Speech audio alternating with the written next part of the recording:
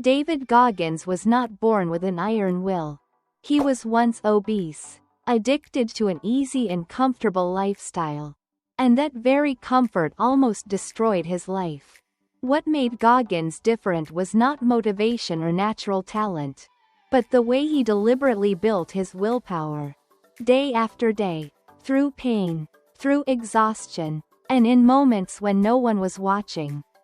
This video is not only about how David Goggins forged an unbreakable mindset. More importantly, it's about how you and I can use the same method to build willpower in our own lives, no matter where we start. Alright, now let's get into the main content. First, I want to share a method you can use to train your willpower. This is the exact method Goggins used throughout his life. And later, scientists found that it is one of the most effective ways to build and develop willpower. That method is deliberately doing things that make you uncomfortable. The two most important words in this method are deliberately and uncomfortable. Simply put, to develop willpower, we must deliberately do things that feel uncomfortable to us, such as running, planking, skydiving from a plane, or swimming with sharks.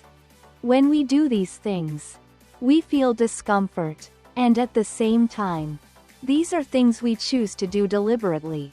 We have the option to do them or not. When we engage in actions that contain both of these elements, our willpower grows stronger and stronger. When you study Goggins's life closely, you'll see that everything he did, running, training, studying, contained both of these elements. And he didn't do them for a short period of time, he did them for decades. That is why his willpower became extraordinary. In addition, there are things that make us feel uncomfortable, but we are forced to do them. Like going to work every day, living with people we don't like, getting stuck in traffic, or washing dishes. Clearly, these things also make us feel uncomfortable. However, these are not things we actively choose to do. We don't really have a choice in them. And because of that, when we do these things, our willpower does not grow. Another important point is that there are some activities that feel uncomfortable at first. But after a while, they no longer do. For example, exercising. At the beginning, when you first start exercising, you feel uncomfortable, and that discomfort helps your willpower grow. However, over time, if you start to enjoy exercising, you enjoy the process, and you no longer feel uncomfortable, then at that point, your willpower stops developing. The science behind this method is actually quite simple. Imagine your willpower as a muscle. Both have elasticity, meaning they can grow stronger or weaker over time. The difference is that muscles grow stronger through pain, while willpower grows stronger through discomfort. At the same time, both muscles and willpower weaken over time if we do not train them. Therefore, we should treat willpower training like building a habit.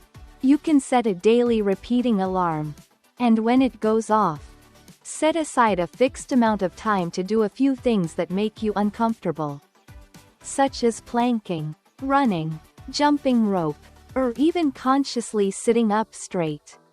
Willpower is just like a muscle. If you consistently train it over a long period of time, it will become stronger and stronger. At the same time, you should view the process of building willpower as a marathon, not a sprint. If we push ourselves extremely hard for a few days and then do nothing, our willpower will gradually weaken and return to where it started. On the other hand, if we train consistently every day, our willpower will slowly become stronger. The most important factor is consistency. Now, let's look at a few examples to see how David Goggins applied this method to his own life. When we think of Goggins, we often picture him running. Because of that, many people assume he must really love running. However, If you actually met Goggins and told him that he seems to love running, he would probably curse a few times. Because, in reality, running is one of the things he hates the most in his life. To clearly see this, let's look at the starting point of his running journey. It began after he left the military and decided to participate in the Badwater Ultra Marathon, to raise money for charity to help the families of soldiers who were killed or injured in the line of duty. For those who are hearing about it for the first time, this race is known as the toughest race on the planet. However, in order to register for this race, he first had to complete another 160-kilometer marathon. He had about 4 months to prepare for this event. Since he had never run such long distances before, he trained extremely hard during that period. Even so, when the race took place, after running about 110 kilometers, his body could no longer endure it. Almost all the bones in both of his feet were broken or cracked. His stomach was pushed beyond its limit, causing him to urinate blood. His entire body was in pain, especially the injuries in his feet, making every single step unbearably painful. He said that the pain felt like being on the edge of death. Because most of the bones in his feet were broken, he tied them tightly with a rope to stabilize them and kept going. In the final 50 kilometers, he ran, walked, and even crawled, and eventually crossed the finish line. This is clear proof of his extraordinary willpower and effort. After finishing, someone asked him, "Are you crazy? Why would you run like that?" Goggins replied, "Because I hate running." And later on, he went on to compete in dozens of even more brutal marathon races.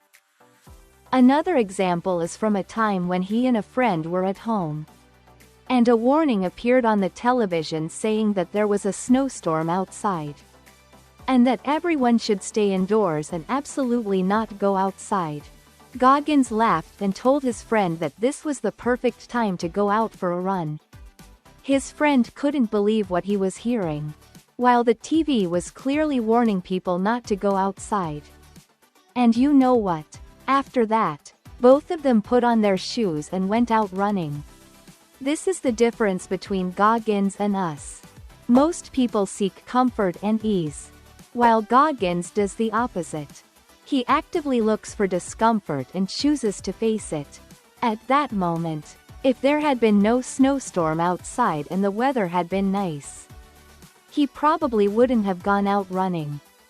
Goggins has said that on many early mornings, when it was still dark outside and snow was falling, he felt just like the rest of us, wanting to stay curled up in a warm blanket. Even so, he still got up and went out to run. Do you think he felt happy or joyful at that moment? No, there was nothing happy about it. There was only discomfort and pain. At those moments, a thought would often appear in his mind: put on those damn shoes and go outside. He knew he had to do it. More than most of us, he understood that to truly live a meaningful life, he had to face and overcome discomfort. Another example comes from his time serving in the Navy SEALs. For those hearing about it for the first time, the Navy SEALs are one of the most elite military forces in the world. There, soldiers must endure extremely harsh challenges. One of these is the Hell Week training program. This program is designed to completely exhaust trainees, both physically and mentally. For 5 to 6 consecutive days, soldiers are allowed a total of only 3 to 4 hours of sleep, meaning less than 1 hour per day. They are active almost 24 hours a day, with no real time to recover or rest. During this nearly week-long period, soldiers go through countless physical and mental challenges, such as staying immersed in cold seawater for hours, carrying heavy loads while moving, swimming offshore at night in cold ocean water, and performing almost endless calisthenics exercises. Most candidates quit during this training. Only about 20% can endure and make it through. Soldiers who complete the program are often sent straight to the hospital due to health issues. And after going through this training, no one wants to experience it again. Only Goggins went through Hell Week 3 times. The first time, he had to quit because of a knee injury. The second time, he was forced to stop due to pneumonia. It wasn't until the third time that he finally made it through. From this, we can clearly see the extraordinary willpower and effort he possessed. At this point, many of you may be wondering why Goggins chose to live a life filled with extreme hardship, challenges, and discomfort like this. To understand that, we need to go back to his starting point, the moment when he first began to change. At that time, he was 24 years old. He had not yet joined the Navy SEALs. And he had not taken part in any marathon races. Back then, he was just like most of us, living an ordinary life and constantly avoiding discomfort. During that period, he worked as a pest control worker, spraying for cockroaches from 11 p.m. to 7 a.m., earning about $1,000 a month. He said he struggled with cockroaches for a long time and truly hated that job. Outside of work, he stayed at home, eating and simply indulging in comfort. He avoided all forms of discomfort. But the more he avoided them, the more uncomfortable his mind became. He knew he was doing something wrong, but he didn't have the courage to change. As a result, over time, he became obese, weighing around 136 kilograms. He said that he hated his life at that time in an extreme way. And the person he hated the most was himself in the mirror. A stupid fat guy. After a long period of sinking deeper into bad habits, hope finally arrived. One day, while he was lying on the couch watching television, he saw a program about Navy SEAL Special Forces. In that moment, he realized this might be the only chance to change his life. So he picked up the phone and called a Navy SEAL recruiter. And from that point on, his life began to change. From this, we can see that for Goggins, discomfort was not just about building willpower or personal growth, but more importantly, it was the tool he used to change his life, so he would never have to live that meaningless and miserable life again. As you can see, his starting point and the process of transforming his life were nothing extraordinary. It was simply a journey filled with pain and discomfort. Many people have lived, and are still living, the same kind of life Goggins once lived, a life without direction, without motivation, avoiding all discomfort and drowning in bad habits. They know exactly what they need to do to escape that swamp. But they do not have the courage to change. Goggins says that the biggest difference between him and those people is that he has a fire inside him. That fire is what made him seize the opportunity to change the moment it appeared. He believes that each of us has to create our own fire. One clear example of the fire Goggins is talking about is this. After watching this video, some people will immediately start applying the methods shared here to change their lives.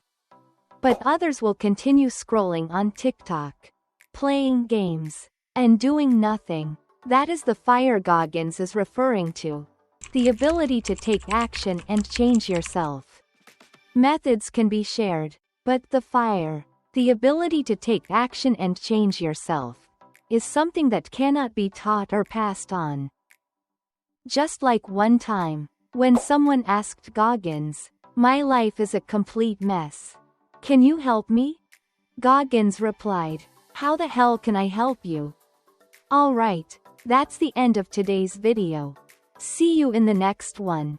And always remember, deliberately do the things that make you uncomfortable.